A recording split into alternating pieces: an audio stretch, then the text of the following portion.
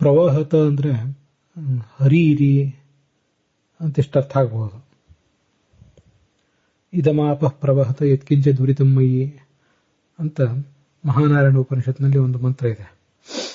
ಆಪಹ ಅಭಿಮಾನಿ ದೇವತೆಗಳೇ, ಯತ್ಕಿಂಚ ದುರಿತಮ್ಮಯ್ಯಿ, ನನ್ನಲ್ಲಿ ಏನಾದರೂ ಪಾಪ ಬಿದ್ದರೆ ಇದಂ, ಆ ಪಾಪವನ್ನು ಪ್ರವಹತ ಕೊಚ್ಚಿ ಹಾಕಿರಿ ಅಂತ. ಪ್ರವಹತ ಅಂತನದು ನದಿ ಪ್ರವಹತಿ ಅಂದರೆ ನದಿಯು ಹರಿಯುತ್ತದೆ. ಇದು ಸಕರ್ಮಕನೋ ಅಕರ್ಮಕನೋ ಗೊಂದಲ ಆಗ್ತದೆ.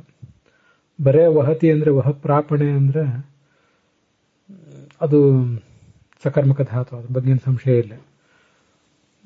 ಸ್ಕಂಧೇನ ಭಾರಂ ವಹತಿ, ಹೆಗಲಿನ ಮೇಲೆ ಭಾರವನ್ನು ಹೊರತಾನೆ ಅಂತ ಹೀಗೆಲ್ಲ. ಆದರೆ ಪ್ರವಹತಿ ಅಂದರೆ ನದಿ ಪ್ರವಹತಿ ಅಂದರೆ ಅದು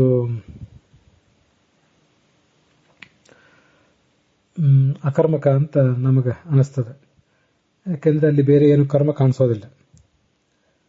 ಪರೋಪಕಾರಾಯ ವಹಂತಿ ನದ್ಯಃ ಪರೋಪಕಾರಾಯ ದುಹಂತಿ ಗಾವಃ ಪರೋಪಕಾರಾಯ ಫಲಂತಿ ವೃಕ್ಷಾಃ ಅನ್ನುವಂಥ ಶ್ಲೋಕನೂ ಇದೆ. ಪರೋಪಕಾರಾರ್ಥಮಿದಂ ಶರೀರಂ ಅಂತ. ಅಲ್ಲಿ ಪ್ರವಹತಿ ಅಂತಾನೆ ಅಂತ ಇಲ್ವೇ ಇಲ್ಲ, ಪ್ರ ಅಂತ ಉಪಸರ್ಗವೇ ಇಲ್ಲ, ಬರೇ ವಹತಿ ಅಂತ ಉಪಸರ್ಗ ಇದೆ. ಪರೋಪಕಾರಾಯ ವಹಂತಿ ನದ್ಯಃ ಅಂತ.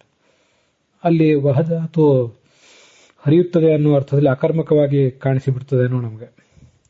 ಆದ್ದರಿಂದ ಸಕರ್ಮಕವೋ ಅಕರ್ಮಕವೋ ವಹಧಾತು ಮೂಲತಃ. ಪ್ರವಾಹ ಉಪಸರ್ಗ ಬಂದ ಮೇಲೆ ಮತ್ತೆ ಸಕರ್ಮಕವೋ ಅಕರ್ಮಕವೋ ಅದು ಸಂಶಯ ಉಳಿತದೆ. ಧಾತು ಸಕರ್ಮಕನೋ ಅಕರ್ಮಕನೋ ಅಂತ ತೀರ್ಮಾನ ಮಾಡುವುದು ಕೆಲವು ಕಡೆ ತುಂಬ ಕಷ್ಟನೇ. ಆದರೂ ನದಿ ಪ್ರವಹತಿ ಅಂತಷ್ಟೇ ಹೇಳಿದಾಗ ಅದು ಅಕರ್ಮಕ. ನದಿ ಪಾಪಂ ಪ್ರವಹತಿ, ನದಿ ದುರಿತಂ ಪ್ರವಹತಿ ಅಂತ ಹೀಗೆ ಹೇಳಿದಾಗ ಇದು ಸಕರ್ಮಕವಾಗಿಯೇ ಕಾಣಿಸ್ತದೆ ನನಗೆ. ಹೀಗೆ ವಹಧಾತುವನ್ನು ಪ್ರ ಅಂತ ಉಪಸರ್ಗ ಪೂರ್ವಕವಾಗಿ ಪ್ರಯೋಗ ಮಾಡಲಿ ಅಥವಾ ಉಪಸರ್ಗ ಇಲ್ಲದೆ ಪ್ರಯೋಗ ಮಾಡಲಿ, ಸಂದರ್ಭಕ್ಕನುಸಾರವಾಗಿ ಅದು ಸಕರ್ಮಕನೋ ಅಕರ್ಮಕನೋ ತೀರ್ಮಾನ ಆಗ್ತದೆ. ಕರ್ಮವನ್ನು ನಾವು ಪ್ರಯೋಗ ಮಾಡಿದರೆ ಸಕರ್ಮಕ, ಕರ್ಮವನ್ನು ಪ್ರಯೋಗ ಮಾಡದೆ ಹೋದರೆ ಅಕರ್ಮಕ. ಅದು ಹೊರತು ಅದು ಸಕರ್ಮಕನೇ ಅಕರ್ಮಕನೇ ಅಂತ ಹೀಗೆ ನಾವು